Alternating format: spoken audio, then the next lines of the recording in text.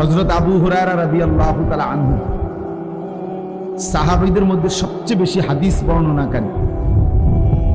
উনি বলেন, এই বিপুল পরিমাণ হাদিস নবীজির থেকে সংগ্রহ করতে গিয়ে কখনো কখনো ক্ষুধার কষ্টে আমি কোথাও বাহিরে গিয়া যে খাবার সংগ্রহ করব, এটুকু মানসিকতা আমার ছিল না।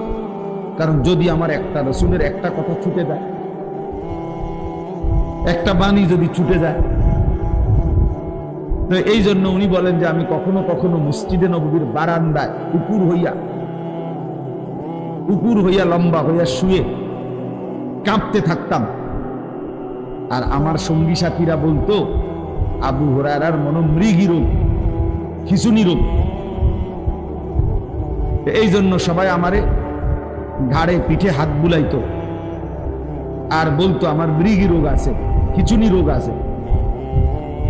কিতাবে আমরা নিজে পড়ছি, হযরত আবু হুরায়রা রাদিয়াল্লাহু তাআলা আনহু বলতেন, এই অবস্থায় ওয়াল্লাহি মা বি ইল্লাল জু', সাহাবীদেরকে অন্যান্যদেরকে বলতেন, আল্লাহর কসম বন্ধুরা, আমার খিঁচুনি রোগ না, মৃগী রোগ না, আমি এমন কাঁপতেছি আল জু', ক্ষুধার কষ্ট, পেটের ভোকে। কিন্তু এরপরেও রাসূলুল্লাহ সাল্লাল্লাহু আলাইহি ওয়াসাল্লামের দরবার থেকে যায়নি। বিনিময়ে আজকে তিনি সবচেয়ে বেশি হাদিস বর্ণনা। তো এটা চারটিখানি বিষয়। এই জন্য সবার জন্য, আপনাদের জন্য বলি, আল্লাহর কথা সর্বোচ্চ আন্তরিকতা নিয়ে শুনতে হবে, তাহলে কিছু অর্জন হয়। ইলমবিহীন আমল ভুলে ভরা। হাসরের ময়দানে গিয়ে দেখবেন কোনটার কান নাই, কোনটার হাত নাই, কোনটার পাও নাই, কোড়ি ভাঙ্গা, ঠ্যাং ভাঙ্গা, মাথা ভাঙ্গা। তার মানে আমল তো করছেন, আপনি তো মনে করছেন আপনি 5 ওয়াক্ত নামাজ পড়ছেন, কিন্তু কোনটার রুকু হয় নাই, কোনটার সিজদা হয় নাই, কোনটার ওযু ঠিক মতো হয় নাই, ফলে যথাযথ নেকি অর্জন হয় নাই, অর্জন হয় নাই। এই জন্য ইলম জরুরি, ইলম জরুরি। আল্লাহ পাক রব্বুল আলামিন সর্বপ্রথম ইলমের কথা বলছেন, ফা'লাম আন্নাহু লা ইলাহা ইল্লা হু। এই কথার ইলম অর্জন করো যে আল্লাহ ছাড়া আর কোনো ইলাহ নাই। তার মানে কালেমায়ে তাওহীদের জন্য, ঈমানের জন্য ইলম জরুরি, ইবাদতের জন্য ইলম জরুরি। আমি কি বিষয়ের ঈমান অর্জন করব, আর আমার ঈমান কি বিষয়ে ক্ষতিগ্রস্ত হবে, এটার জন্য আমার ইলম লাগবে। আবার আমি কি আমল করব, কি আমল ছাড়ব, এটার জন্য আমার কি লাগবে, ইলম লাগবে, ইলম লাগবে। এই জন্য আমার শায়েখ আল্লামা মুফতি মুশতাকুন নবী কাসিম হুজুর বলে যে 4টা জিনিস খুব জরুরি। 1 নাম্বার হলো ইলম, 2 নাম্বার হলো ঈমান, 4 নাম্বার হলো আমল, 5 নাম্বার হলো তাকওয়া। 1 নাম্বার হলো ঈমান, লা ইলাহা ইল্লাল্লাহ মুহাম্মাদুর রাসূলুল্লাহ। এটা পূর্ণ বুঝে নেওয়া, শিখে নেওয়া, জেনে নেওয়া। এই শুধু লাইন এটা পড়তে পারার নাম যথেষ্ট না। তো প্রথম হলো ইলম, মানে আমার কি বিষয়ের উপরে ঈমান আনতে হবে, আমাকে কি কি আমল করতে হবে, এটা পূর্ণ জানা। এরপরে হলো ঈমান, এরপরে হলো আমল, আমার উপরে আল্লাহর হুকুম কি কি, নিষেধ কি কি। আর এরপরে হলো তাকওয়া, নিজেকে শতভাগ গুনাহ থেকে বাঁচিয়ে রাখা। তো হুজুর খুব সুন্দর উদাহরণ দেয়, একটা গাড়ির মৌলিক এই 4টা জিনিস। 1 নাম্বার হলো হেডলাইট, 2 নাম্বার হলো ইঞ্জিন, 3 নাম্বার হলো বডি, 4 নাম্বার হলো ব্রেক। তো হুজুর বলে যে ইলম হলো লাইটের মতো, ঈমান হলো ইঞ্জিনের মতো, আমল হলো বডির মতো, গাড়ির বডি, আর তাকওয়া গুনাহ থেকে বেঁচে থাকা, এটা হলো ব্রেক। তো যখন লাইট, ইঞ্জিন, বডি, ব্রেক ঠিক থাকবে, এবার ড্রাইভার যদি মজবুত হয় এই গাড়ি গন্তব্যে পৌঁছে। তো ঠিক ইলম, ঈমান, আমল, তাকওয়া, এই চার জিনিস যে ঠিক রাখবে তার জিন্দেগির গাড়ি জান্নাতে চলে যাবে। এজন্য ইসলামের এই জ্ঞান, কোরআন সুন্নাহর ইলম, আপনারা এটাকে মামুলি মনে করেন না যে কিছু হুজুর পড়ে, ওনারা অল্প কিছু হুজুর কিছু পড়ে সরে মনে কোরআন কিতাব এটুকুই যথেষ্ট না ভাইয়া। বৈষয়িক শিক্ষা কারো যদি নাও থাকে এটা দোষণীয় না, অথবা এর দ্বারা কিছু আটকায়ও না, কিন্তু কোরআন সুন্নাহর ইলম ছাড়া আপনার মৃত্যু পরবর্তী পুরাটা জিন্দেগি আটকায় যাবে।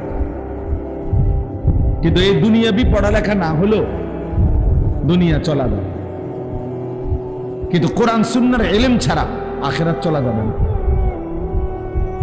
যে ব্যক্তি গণ্ড মূর্খ, একেবারে নামটাও লিখতে জানে না, সেও পুরা দুনিয়া ভোগ করে, কোনো অসুবিধা হয় না।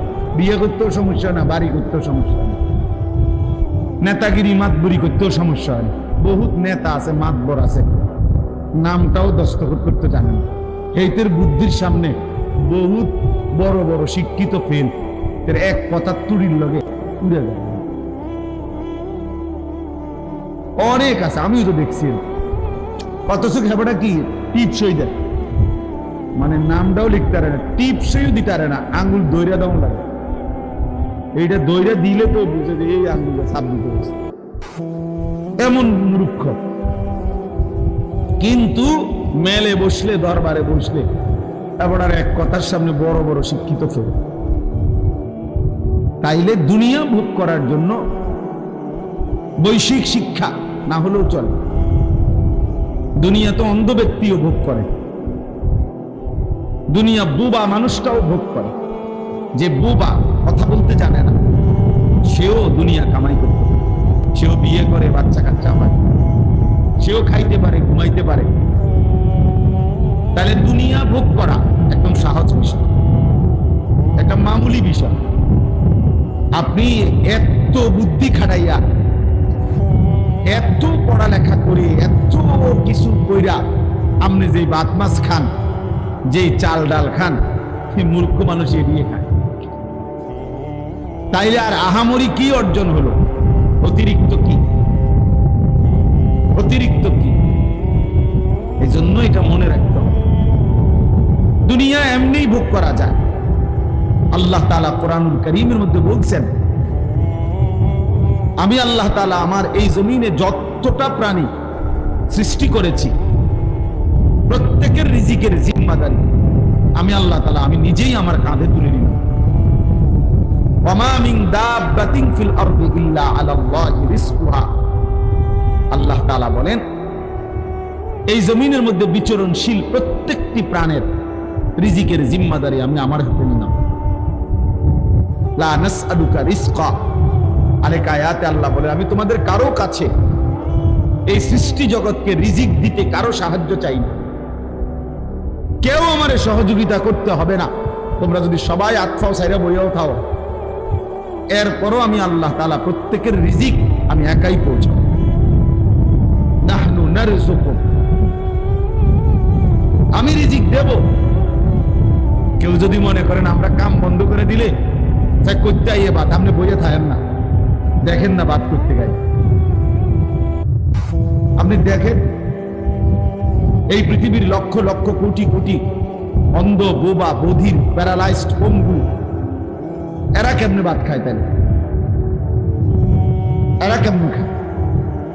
আসলে মূলত প্রত্যেক মানুষকে আল্লাহ তাআলা তার দুনিয়ার জিন্দেগি পরিচালনা করেন। এজন্য আপনি যদি বলেন যে আমি বসে থাকবো, চাই কোত্থেকে বাদ, না আপনি বসে থাকতে পারতেন না, তো আপনি তো আপনার নিয়ন্ত্রণে না, আপনি তো আল্লাহ তাআলার নিয়ন্ত্রণে।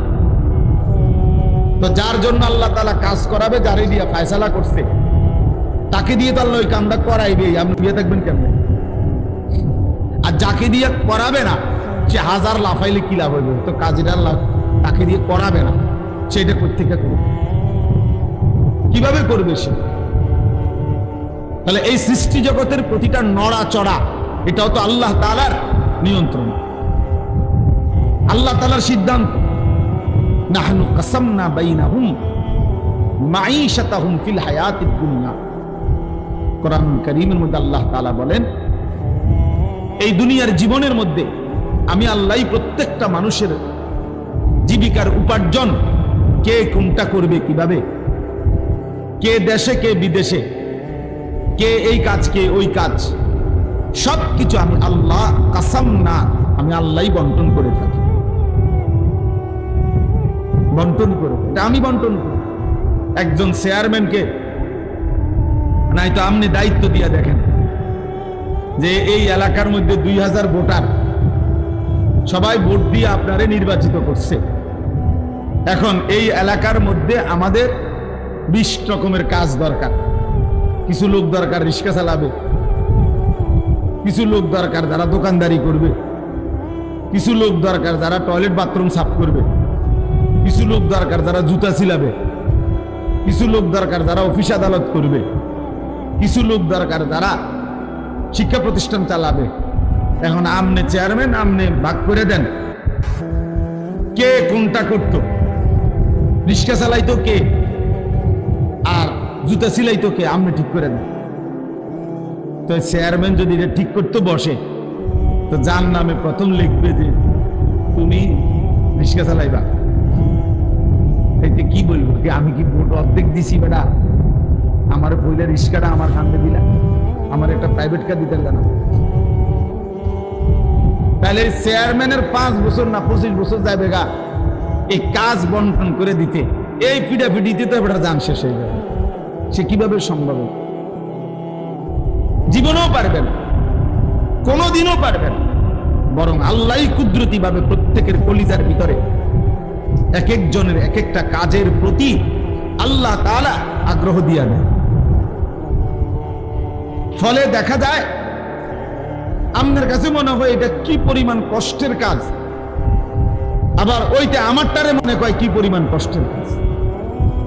আল্লাহ এই জন্য দোস্ত, এই পৃথিবী আল্লাহ তাআলাই পরিচালনা করে, আল্লাহ তাআলাই পরিচালনা করে। আমাদেরকে সৃষ্টি করেছেন আল্লাহ তাআলা, এবং আমাদের সমস্ত নড়াচড়া কর্মকাণ্ড এই পৃথিবীর জাররা জাররা বিন্দু বিন্দু আল্লাহই সৃষ্টি করেছেন, তিনিই পরিচালনা করছেন। অতএব আমার যে কথাটা দিয়ে আমি শুরু করছিলাম, ইলম দরকার, কোরআন সুন্নাহর ইলম দরকার, আমাদের আখিরাতের জন্য ইলম দরকার। দুনিয়া দোস্ত এমনি চলে যায়, এ দুনিয়া প্রত্যেকেই নির্ধারিত পরিমাণ ভোগ করে। শিক্ষা দীক্ষা সার্টিফিকেট অনেক কিছুই অনেকের কাছে থাকে, কিন্তু উপার্জন বরাবর হয় না। আসল মূল কারণ হলো ওই সার্টিফিকেট আর ওই পড়ালেখা এর মধ্যে রিজিক না, রিজিক আসমানে, রিজিক আল্লাহ তাআলার ফয়সালার উপর। কোরআন কারীমের মধ্যে স্পষ্ট আছে, ওয়াফিস সামাই রিজকুকুম ওয়া মা তুআদুন। একবারে সরাসরি কোরআনের আয়াত। আল্লাহ তাআলা বলেন ওয়াফিস সামাই রিজকুকুম, তোমাদের রিজিক আসমানে। সামাউন মানে আসমান, ওই আরশে আজিমের মালিকের কাছে তোমাদের রিজিক, ওই খেতে না, ব্যাংকে না, দোকানে না, বাজারে না, শিক্ষা প্রতিষ্ঠানে না, ফ্যাক্টরিতে না, মেলে না, রিজিক আসমানে। ওয়া মা তুআদুন, এবং তোমাদেরকে দুনিয়ায় যা কিছু দেওয়ার ওয়াদা করা হয়েছে সব কিছুর ফয়সালা আসমানে। কোথায় বলেন? আসমানে ফয়সালা। অফিস সামা, ঈমান বহুত জরুরি ভাইয়া। আজকে আমাদের সন্তান এই যে কলেজ ইউনিভার্সিটি, অসংখ্য ছেলে ব্যক্তিগতভাবে আমার সাথে যাদের সম্পর্ক আছে, আমার জিন্দেগির সবচেয়ে বেশি ফিকির নওজওয়ানদের সাথে। তা আমি তো আলহামদুলিল্লাহ অসংখ্য ইউনিভার্সিটি পড়ুয়া ছেলের সাথে কথা বলি, যাদের সাথে আমার মহব্বত করে। কি করে পেরেশানি, সবচেয়ে বড় তাদের একটা পেরেশানি হলো কথা বললেই বলে যে ওদের ডিপ্রেশনে ভুগি, মানে মানসিক অস্থিরতা। তো কি জন্য অস্থিরতা? একটা ভালো চাকরি হবে কিনা, একটা ভালো চাকরি হবে কিনা, এস্টাবলিশড হতে পারবো কিনা, প্রতিষ্ঠিত হতে পারবো কিনা, এই এক টেনশনে, এই টেনশনে, এই সার্টিফিকেট দিয়ে প্রতিষ্ঠিত হতে পারবো কিনা। তাইলে তার কলিজার ভিতরে এতগুলো বই বলে পড়াইলো, এতদিন ধরে বুঝাইলো, তারে শিক্ষিত বানাইতেছে, অথচ তার ভিতরে কয়টা ভাত মাছের টেনশন, কয়টা আয় উপার্জনের টেনশন। তার এই সমস্ত 16 বছরের পড়ালেখা করে বাস কইরা একসাথ কইরা এইটার ভিতরে শুধু ভাতের চিন্তা আর তরকারির চিন্তা আর এখন বিল্ডিং এর চিন্তা আর এখন বিয়াকরণের চিন্তা, এইটাই তার 16 বছরের পড়ার উপরে ডাইলা দিছে। ধর তোর 16 বছরের পড়ার খোলাসা, সারাংশ ভাতের ফিকির, উপার্জনের ফিকির, দুনিয়া সাজাইবার ফিকির, অথচ এক সীমাহীন আখেরাত সেটা কখন সাজাবে এটা তারে মনে করাই দেয় নাই কেউ, না তার ঘরওয়ালা না তার প্রতিষ্ঠানওয়ালা, কেউ তারে মনে করায় না। আফসোসের বিষয়, 16 বছর ধরে সে পড়ালেখা করে, 16 বছর ধরে তারে দুনিয়া বুঝাইছে, কিন্তু তার যে একটা আখেরাত আছে, তার যে একটা কবর আছে, এটা না তার বাবা বলল, না মা বলল, না তার প্রতিষ্ঠান তারে শিখাই। ফলে বাপ মা পরিবার সবাই মিলে তারে দুনিয়ার দুগা ভাত খাওয়ানোর লাইগা তার কান্দে বই তুলে দিছে, কমপক্ষে বহু আইটেমের বহু বই তার কাঁধে তুলে দিছে, কিন্তু অনন্তকালের আখিরাতের জন্য তারে আল্লাহর কোরআন থেকে বঞ্চিত করে দিছে। এজন্য সে কথা, বাংলা কথা বলতে পারে শুদ্ধ, ইংরেজি কথাও বলতে পারে শুদ্ধ, কিন্তু আল্লাহর কোরআন পড়তে অশুদ্ধ। অথচ বাংলা কথা বলে খুব চমৎকার, ইংরেজি শব্দ উচ্চারণ করেও খুব চমৎকার। হ্যাঁ, আলাদা আলাদা IELTS করে নিছে, একবারে ব্রিটিশ ল্যাঙ্গুয়েজ কেমনে হয়, আমেরিকান উচ্চারণ কিভাবে, ব্রিটিশ উচ্চারণ কিভাবে, আলাদা আলাদা বলতে পারে, আলাদা বলতে পারে। কি চমৎকার উপস্থাপনা! ইংরেজি বলে কি অসাধারণ, বাংলা বলে কি অসাধারণ। ভাতের জন্য, দুনিয়ার জন্য, দুনিয়ায় একটা সামাজিক অবস্থান নিয়ে থাকবে, একটা বিল্ডিং করবে, একটা গাড়ি হবে, একজন সুন্দরী বিবি হবে, সামাজিকভাবে একটা মান মর্যাদা হবে, এটুকুর জন্য। কিন্তু অনন্তকালের আখিরাতের জন্য, জাহান্নাম থেকে বাঁচবার জন্য, জান্নাতে যাইবার জন্য, কবরের আযাব থেকে মাফ পাওয়ার জন্য তারে আল্লাহর কোরআন একটা লাইন, একটা শব্দ শুদ্ধ করতে পারে। অথচ উচ্চ শিক্ষিত, অথচ উচ্চ শিক্ষিত। আফসোস, আফসোস ওই মা বাপ দুশ্মন, যে মা বাপ তার সন্তানের কলিজা থেকে আল্লাহর কোরআন ভুলায় গেছে। ওই মা বাপ দুশ্মন যারা 16 বছরের সন্তানকে বৈষয়িক শিক্ষা তো পড়াইছে, আখিরাত ভুলায় গেছে। আপন মা SSC পরীক্ষার্থী ছেলে মেয়ে, মা বাপ কয় বাচ্চা মানুষ নামাজের জন্য, ফজরের নামাজের জন্য উঠালে বাচ্চার ব্রেনে চাপ পড়বে, ওর রাত 2টা পর্যন্ত পড়ছে, ওর পরীক্ষা আগামী 6 তারিখ, আগামী 9 তারিখ, এখন তাকে কোনো চাপ দেওয়া যাবে না, এখন চাপ দেওয়া যাবে না, ওর পরীক্ষা, ও গোল্ডেন A+ পাবে, অনেক কিছু হবে, অনেক কিছু, অনেক বড় শিক্ষিত হবে, অনেক কিছু হবে। আর ফজরের নামাজ পড়লে ব্রেনে চাপ পড়বে, এজন্য ফজরের নামাজে পড়ে। কি পরিমাণ অসভ্য ওই মা বাপ! এজন্য প্রিয় ভাই আমার, এ যে কয়জন নওজোয়ান ভাই বসছো এখানে, স্কুল পড়ুয়া, কলেজ পড়ুয়া, ইউনিভার্সিটি পড়ুয়া,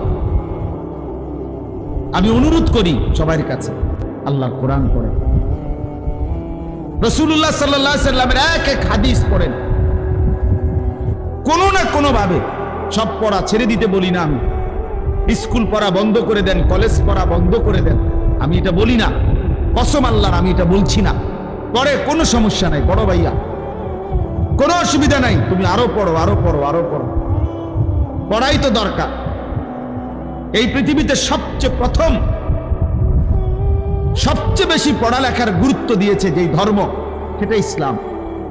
ইসলাম যেদিন পৃথিবীতে আমাদের নবী সাল্লাল্লাহু আলাইহি ওয়াসাল্লামের মাধ্যমে আল্লাহ তাআলা যেদিন পৃথিবীতে এই ইসলামকে, এই দ্বীনকে পরিচিত করছেন, সেদিনের প্রথম শব্দই ছিল ইকরা।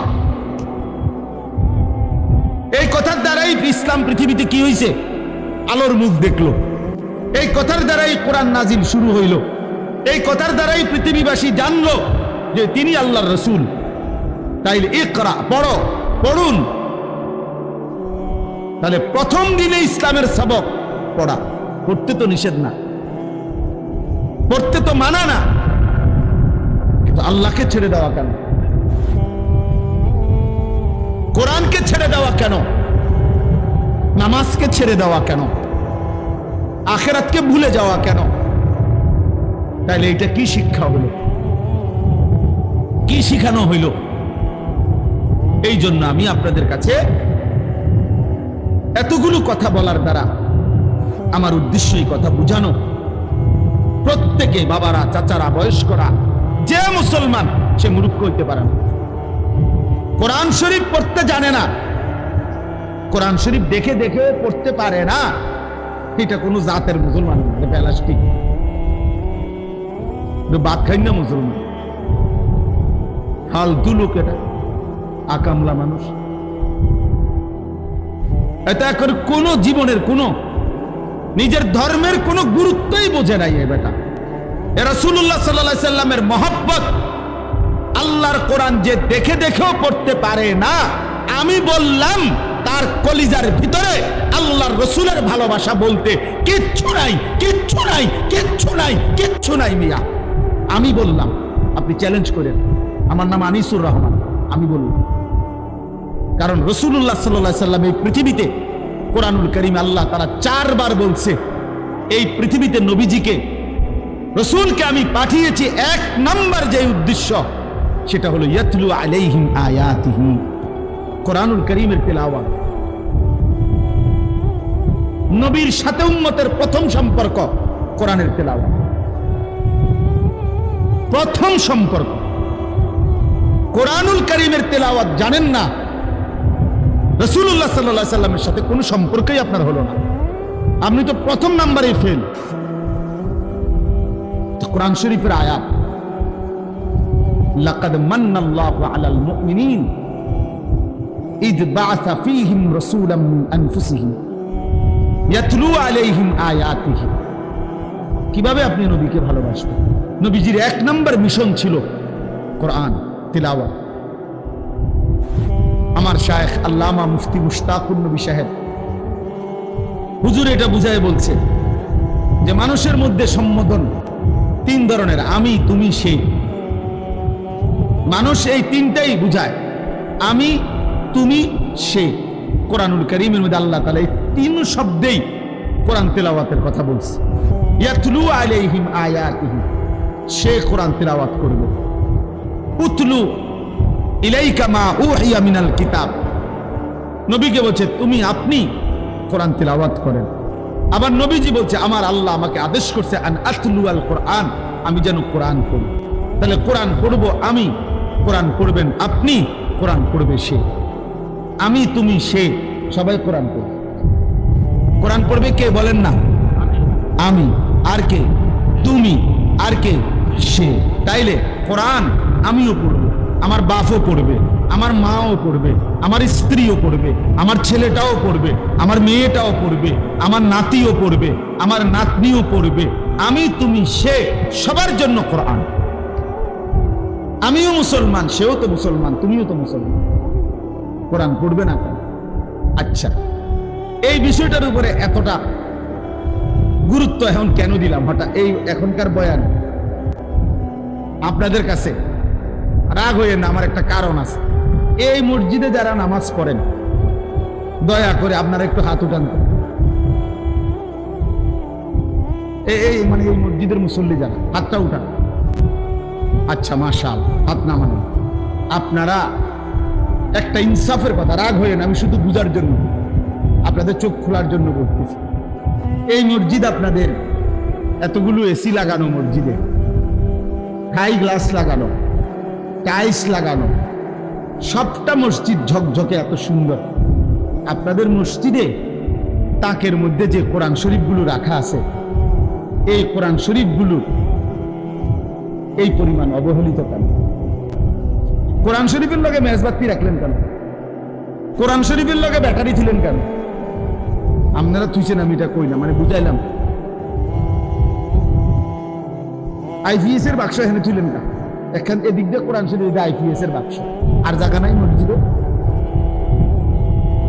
মূল কারণ হলো এটা তো কেউ ধরে না, এটা তো কারো দরকার লাগে না। আল্লাহ আমাদেরকে বুঝ দান করেন। আমার বাপ, রাগ হইয়েন না, দাওয়াত দিয়ে বেজ্জুতি দিয়ে করলেন না, বেজ্জুতি না, বিবেক জাগাইতে চেষ্টা করলাম। আপনারা নিজ জিম্মাদারি এখানে যে আছেন এই মহল্লা, আমনে একজন ভাই এখন হিম্মত করেন, বলেন যে এখানে এই মসজিদের যতগুলো কোরআন শরীফ আছে, 50টা হোক আর 100টা হোক, আপনি গিলাফ লাগাই দিবেন যত টাকা লাগে, বলেন ইনশাআল্লাহ। আপনার নাম কি? আমাদের জাকির হোসেন ভুঁইয়া ভাইয়া, ইনশাআল্লাহ এগুলো আপনি লাগাই দিবেন, এগুলো সব ঠিক আছে ইনশাআল্লাহ। হ্যাঁ, আল্লাহ কবুল করেন। হ্যাঁ, কোরআনুল কারীমকে আজমত করেন। রাসূলুল্লাহ সাল্লাল্লাহু আলাইহি ওয়াসাল্লাম বলছেন, দোয়া করতেন, আল্লাহুম্মা জাআলিল কুরআনা রাবিআ কলবি, আয় মাওলা কোরআনুল কারীমকে আপনি আমার হৃদয়ের বসন্ত বানিয়ে দেন, ওয়া নূরা সাদরি, আমার বুকের আলো বানিয়ে দেন, ওয়া জালাআ হুজনি, আমার সমস্ত দুঃখ বেদনা পেরেশানি দূরকারী আল্লাহর কোরআনকে বানিয়ে দেন, ওয়া যাহাবা হাম্মি, যাবতীয় অস্থিরতার দূরকারী কোরআনকে বানিয়ে দেন। কোরআনুল কারীমের প্রতি মহব্বত জরুরি, কোরআনুল কারীমের প্রতি আজমত বহুতই জরুরি, বহুতই জরুরি। এজন্য আজকে আপনাদের কাছে এক বয়ানে, এক ওয়াজে বসে পুরা ইসলাম বলা সম্ভব না। নবী সাল্লাল্লাহু আলাইহি ওয়াসাল্লামের 23 বছরের সব বলে দেওয়া একদিনে সম্ভব? কথা বলেন না। তাহলে আমি একটা বিষয় গুরুত্ব দিলাম, সেটা হলো এইখানে আজকে ঈদ পরবর্তী আলহামদুলিল্লাহ যে ভাইরা আছেন, অনেক নওজোয়ান ভাই, কিশোর ভাই, আমি তোমাদের কাছেও ভাইয়া বলি, অনুরোধ করি, আল্লাহর কোরআনকে পড়ো। কোনো না কোনো একটু সময় বাহির করলে এই পড়ার ফাঁকে ফাঁকে স্কুলে, কলেজে, ইউনিভার্সিটিতে, সব কিছুতে একটু ফাঁক করে সপ্তাহে একদিন হোক, 3 দিনে একদিন হোক, 3 দিনে একদিন হোক, আধা ঘন্টা হোক, 10 মিনিট হোক, 50 মিনিট হোক, যেমনি সুযোগ হয়, বয়স্ক যারা আছেন আপনারাও মসজিদের ইমাম সাহেবের কাছে আল্লাহর কোরআন শিখেন, কোন মাদ্রাসার ওস্তাদের কাছে আল্লাহর কোরআন শিখেন, আলেমের সাথে সম্পর্ক করেন। আমাদের দেশে অনেক মুসলমান আমরা মসজিদের ইমামের সাথে আমাদের আন্তরিকতা কম, সালাম ফিরাইয়াই বের হয়ে গেছে, সালাম ফিরাইয়াই না, ইমাম সাহেবের কাছে বসে। আমার খুলনার হযরত, বাংলাদেশের একজন শ্রেষ্ঠ বুজুর্গ, পাকিস্তান করাচির বিশ্ববিখ্যাত বুজুর্গ, কুতুবে আলম আরিফ বিল্লাহ হযরত মাওলানা শাহ হাকিম মোহাম্মদ আখতার রহমতুল্লাহ আলাইহির খলিফা হযরত মাওলানা মুফতি নুরুল আমিন সাহেব, অনেক বড় একজন আল্লাহওয়ালা, হযরত মাওলানা মুফতি নুরুল আমিন, উনারে আমরা খুলনার হযরত বলি। তো উনি একদিন বয়ানে বলছিলেন, যশোর এক মাহফিলে আমি হুজুরের সাথে ছিলাম।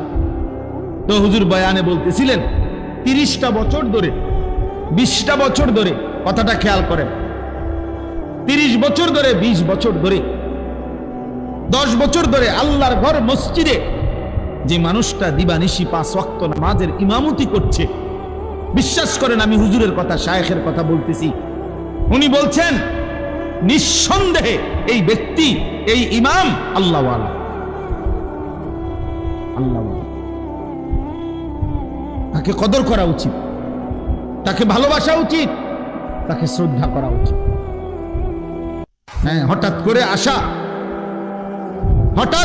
আসা বক্তার কপালে জোটে 50,000 টাকা, কিন্তু ইমাম সাহেবের কপালে জোটে কেনা 200 টাকা। কেন? কারণ উনি যে ফরজ নামাজের ইমামতি করে, এই জন্য এটা অন্যায় হয়েছে না। অথচ ফরজ নামাজের দাম বেশি না, কথা বলেন না কেন? ইমামের দাম বেশি। আল ইমামু যামিন। আল্লাহ নবী সাল্লাল্লাহু আলাইহি ওয়াসাল্লাম বলছেন, ইমাম পুরা মহল্লাবাসীর জিম্মাদার। তাদের ঈমান, আমল, আখলাক, আখিরাত সর্ব বিষয়ের পাহারাদার।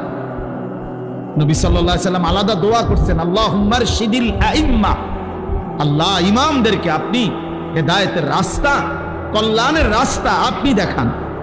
কারণ তার পিছনে মানুষ অনুসরণ করে, তাকে মানুষ অনুসরণ করে। এই জন্য মসজিদের ইমামের সাথে সম্পর্ক বাড়ান, আলেমে দ্বীনের সাথে সম্পর্ক বাড়ান। একটা একটা মাসআলা শিখেন, একটা একটা শব্দ শিখেন। নিজের রুকুটা একজন আলেমকে দেখান যে হুজুর আমার রুকু হয় কিনা, আমার সেজদা হয় কিনা, আমার নামাজ হয় কিনা, আমার ওযু হয় কিনা, আপনি একবার দেখায় নেন। হ্যাঁ বলে হুজুর ছোটবেলায় তো আমি মক্তবে শিখছি। ঠিক আছে বাবা, মক্তবে শিখলেও তো আজকে 40 বছর হয়ে গেছে। 50 বছর পরে আপনার বেখেয়ালে কোনো ভুল তো থাকতে পারে। এখন যদি শুধরায় নেয়, আখিরাত সুন্দর হয়ে গেল। কবরে গিয়া অনুভব করিলে সুন্দর করার তার সুযোগ হলো না। পরকালে গিয়ে তো আপনি বুঝবেন, কিন্তু সব লাভ তো হবে না। কোরআন শরীফে কথা স্পষ্ট আছে, প্রত্যেকটা নাফরমান হাসরের ময়দানে তার সমস্ত পাপের কথা মনে পড়বে। ওয়াজিআ ইয়াউমাইদিন বিজাহান্নাম ইয়াউমাইদিন ইয়াতাযাক্কারুল ইনসান ওয়া আন্না লাহু যিকরা। আল্লাহ বলে, হাসরের ময়দানে যখন ফেরেশতারা জাহান্নামকে টেনে আনবে, সবার সামনে এনে দাঁড় করাবে জাহান্নামকে, জাহান্নামকে টাইনা আনবে। এই যে মনে করেন এটা সাউন্ড বক্স, এটা যেরকম আমরা এখন সবাই দেখতেছি, এরকম জাহান্নামকে টেনে এনে দাঁড় করাবে ফেরেশতারা। কোরআন শরীফের আয়াত। আল্লাহ বলেন, নাফরমান জাহান্নামের দিকে তাকাইয়েই ইয়াউমাইদিন ইয়াতাযাক্কারুল ইনসান, তার দুনিয়ার জীবনের সব কথা মনে পড়বে। ওয়া আন্না লাহু যিকরা, কিন্তু বলো না সেদিন মনে পড়ে কি লাভ হবে? কোরআন শরীফে না, ওয়া আন্না লাহু যিকরা, বলো না মনে পড়ে কি লাভ হবে? বুঝে তো আসবে। লাতারাবুন্নাল জাহিম সুম্মা লাতারাবুন্নাহা আইনাল ইয়াকিন। আল্লাহ বলে, বান্দা এই দুই চোখে জাহান্নামকে দেখবা, আর দুই চোখে দেখে, চোখে দেখা বিষয় যেমন নিশ্চিত হয়, এরকম নিশ্চিত হবা জাহান্নামের ব্যাপারে। মনে করেন এইটা যে একটা হ্যান্ডবিল, এটা আপনারা নিশ্চিত না? না, এটা একটা মূলত মোবাইল। হ্যাঁ হ্যাঁ, আমি প্রধান বক্তা। আরে আমি বলতেছি মিয়া, এটা একটা মোবাইল মূলত। কথা বলেন না আপনারা। আমার সার্টিফিকেট জানেন, আমি অনেক পড়ালেখা করছি। আমি বলতেছি এটা মোবাইল, আমি মাস্টার্স পাস। আপনি কইবেন কি, আপনি মাস্টার্সের গোষ্ঠী গিলাম মিয়া? আমি এটা চোখে দেখি, এটা হ্যান্ডবিল। আপনি করেন এটা মোবাইল। আপনি সার্টিফিকেট দিয়ে আমি কিনবো? আমি নিশ্চিত এটা চোখে দেখতেছি। তাহলে চোখে দেখা জ্ঞান, এটা অস্বীকার করার কোনো সুযোগ আছে? আল্লাহ তাআলা বলে, জাহান্নামকে এভাবে চোখে দেখবা আর চোখে দেখে নিশ্চিত হবা, কিন্তু বান্দা আফসোস তো করবা। লাভ কি হবে? লাভ কি হবে? লাভ কি হবে? লাভ কি হবে? হায় ছেলেরা, তোমরা যদি বুঝতা ভাই, কি পরিমাণ মোবাইল, ছবি, নারী, অশ্লীল দৃশ্য দেখো। কেনই দেখো, কারে দেখো, কার মারে দেখলা, কার বোনেরে দেখলা, কেন দেখো? 18 বছরের যুবক, তোমার এত নারী দরকার, এত উলঙ্গ ছবি দরকার? এত অল্প বয়সে যদি এত বড় অসভ্য হয়ে যাও, বাকি জিন্দগি কেমনে পার করবা ভাইয়া? 16 বছরে যদি এত উলঙ্গ ছবি দেখে ফেলো, হায় হায়, বাকি জীবন কি করবে? 18 বছর না যাইতেই যদি এত সারা রাত মোবাইলে নারীর ছবি, নাচ, গান, উলঙ্গ দৃশ্য দেখো, হায় হায় জানোয়ার, আগামী জিন্দগি কেমনে চালাইবা?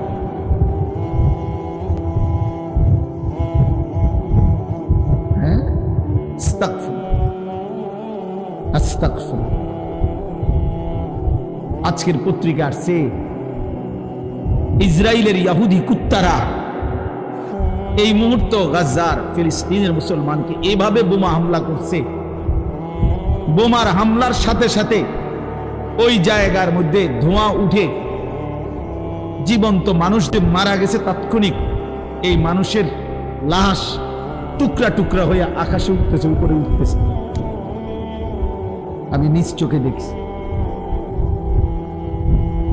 ইমানদারের লাশ, মুসলমানের লাশ টুকরা হইয়া ছিন্ন ভিন্ন হইয়া উপরে উঠতেছে ধোঁয়ার সাথে। এটা তো ভাইয়া রূপকথা না, এটা তো গল্প না, এটা অতীত কাহিনী না, এটা কাল্পনিক কোনো কথা না। এই মুহূর্তে হচ্ছে পৃথিবীতে। ইহুদি কুত্তারা, বেঈমানরা মুসলমানদের উপরে এইভাবে জুলুম করছে। ওই মুহূর্তে পৃথিবীর এক অঞ্চলের মুসলমান যখন এই পরিমাণ নির্যাতিত, আরেক অঞ্চলের মুসলমানের সন্তান, মুসলমানের যুবক ঠিক ওই মুহূর্তে সারা রাত মোবাইলে উলঙ্গ ছবি দেখতেছে। আরে দোস্ত, এর চাইতে বড় বেইনসাফি জুলুম আর কি হইতে পারে? এর চাইতে বড় আফসোস কি হইতে পারে? এর চাইতে বড় আরে কিছু করতে না পারি, চোখের এক ফোঁটা পানি তো ফেলতে পারি, আল্লাহর কাছে তো দুইটা হাত তুলতে পারি না। মনে হয় যেন পাশের বাড়ির মুসলমানকে রক্তে ভাসায় দিছে। এই ঘরের ছেলে তখনও মোবাইল। আমার সমস্যা কি? তারা মেরে লেছে, আমার কি? আমার সমস্যা কি? আমার তো মারছে না, আমারও তো মারছে না।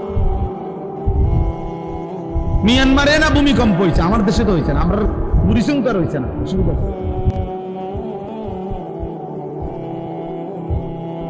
এই জন্য ভাইয়া ভাবা উচিত, আমরা ভাবা উচিত, আমরা ভাবা উচিত। প্রতিনিয়ত প্রতি মুহূর্তে মুসলমানের উপরে জুলুমের মাত্রা, নির্যাতনের মাত্রা বেড়ে যাচ্ছে। কোনো ভদ্রতা, কোনো সভ্যতা, কোনো মানবতা এই ইহুদি কুত্তাদের কাছে নাই, এই হিংস্র জানোয়ারদের কাছে নাই।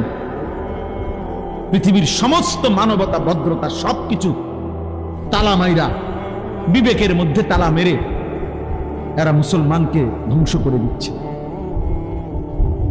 রক্তে জমিন ভাসায় দিচ্ছে। এই সময় আমরা এত নাচ গান, এত তামাশা করা ঠিক না। আমি এই কথাটা আমি বলছিলাম, আমার সবচেয়ে বেশি আশ্চর্য লাগে যে পুরা একটা মাস রমজান পালন করে 30 দিন 29 দিন লাগাতার যে রোজা রাখলো, তারাবি পড়লো, একটা মাসের রোজা রমজান পালন করার পরে ঈদের দিন, একেবারে রমজানের পর প্রথম দিন, আজকে মাত্র রোজা শেষ হইল, আজকে ঈদের প্রথম দিন, এই প্রথম দিনেই এক মাসের রমজান পাওয়ার পরেও একদিনেই, প্রথম দিনেই যারা নাচ গান, অসভ্যতা, বেহায়াপনা, যাদের ছেলেরা বেপর্দা, মেয়েরা বেপর্দা ঘুরলো ফিরলো, গাইলো, হাসলো, নাচলো, গাইলো, ঈদের দিনে অসভ্যতা আর নোংরামি করলো, আহা, তাদের একটা মাসের রমজান দিয়ে তাদের অর্জন কি হলো? ইনসাফ চিন্তা করুন। একটা লোক বুঝিয়ে এক মাস ওষুধ খাওয়ার পরে ধারাবাহিক একটা দিনও আজকে মাত্র ওষুধটা বন্ধ করলাম, তো পরের দিনে বুঝি বমি করে দেয়। এক মাসের ওষুধ কি একদিনও কাজ করবে না? তাহলে একটা মাস রমজান রোজা রাখবার পরেও যেই ছেলেগুলো, যেই মেয়েগুলো বেহায়া, বেপর্দার ঈদের দিনে অসভ্যতা ছড়ায়া দিল, নাচলো, গাইলো, মেয়েগুলো বেপর্দা ছুটলো, ছেলেগুলো এক ওয়াক্ত নামাজ পড়লো না। আহা বাপ, এখানেও যদি এমন কেউ থাকো, তোমারে আমি হাত জোড় করে বলি, বন্ধু বলো, এত বড় রমজান দিয়ে তোমার কি অর্জন হলো? মুসলমান এত বড় অসভ্য হয়? মুসলমান এত বড় অসভ্য? আল্লাহ তাআলা বললেন, বান্দা আমি রহমত দিলাম, মাগফিরাত দিলাম, নাজাত দিলাম, জান্নাতের দরজা খোলা করলাম, জাহান্নামের দরজা বন্ধ করে দিলাম, শয়তানগুলো বন্ধ করে দিলাম, প্রতিটা নেকি 70 গুণ বাড়ায়া দিলাম। আমি আল্লাহ তাআলা ইতিকাফের সুযোগ দিলাম, সবে কদরের নিয়ামত দিলাম। আমি আল্লাহ তাআলা ইফতার, আমি তারাবি, আমি সাহারি, আমি রোজা সব কিছুতে নেকি নেকি নেকি নেকি নেকি নেকি নেকি নেকি দিলাম। রোজাতেও নেকি, তারাবিতেও নেকি, ইফতারেও নেকি, সাহারিতেও নেকি, এতেকাফেও নেকি, সবে কদরে হাজার মাসের চাইতে রাতের চাইতে বেশি নেকি। এত কিছু দিয়ে তারপরও তুই নাফরমানের মন গলাইতে পারলাম না। মাত্র চাঁদ উঠাইলাম, তুই সাথে সাথে আমার নাফরমানি আবার শুরু করে দিলি। লানত তোর উপরে, লানত, লানত তোর উপরে, লানত। ঈদের দিনের ওই বেপর্দা নারীর উপরে লানত, ঈদের দিনের ওই অসভ্য যুবকের উপরে লানত, বেটা তোর উপরে, অভিশাপ তোর উপরে। বেটা কেমনে পারলি বেটা তুই না একটা মাস রোজা রাখলি বেটা?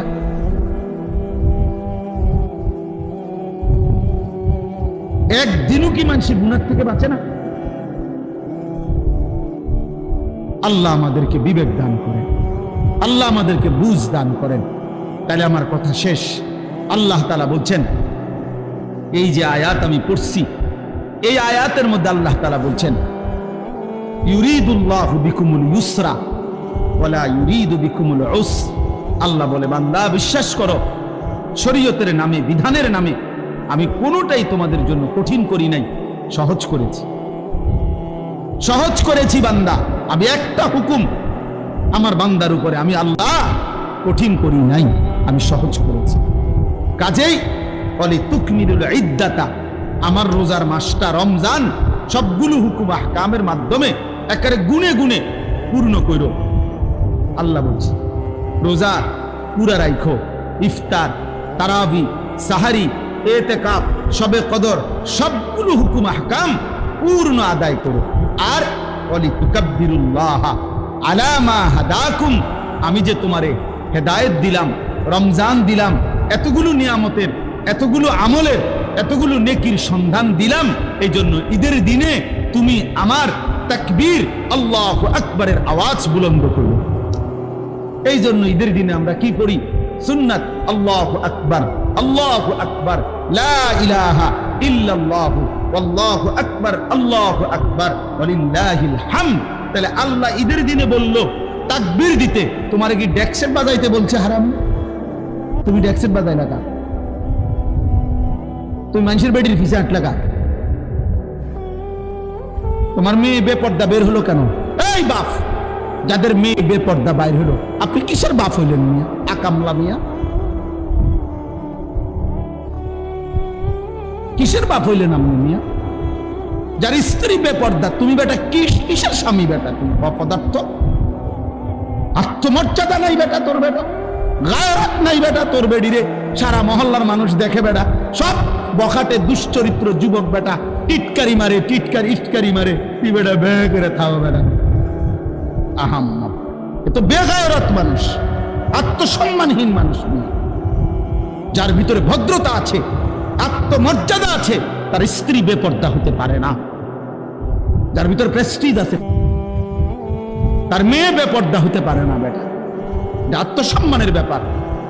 আমার মেয়ে গ্রামের সবাই, সব পোলাফাইন তার পিছনে হাঁটবে, তারে টিটকারি করবে, আমি কি বাপ হইলাম? আল্লাহ তাআলা জন্য বলছে বলি তুকাব্বিরুল্লাহ আলা মা হাদাকুম, তাকবীর বলো, তাকবীর, আল্লাহু আকবার বলো, আল্লাহু আকবার বলো। আমারে ডাকো ঈদের দিন, আমারে ডাকো ঈদের দিন, আমারে ডাকো।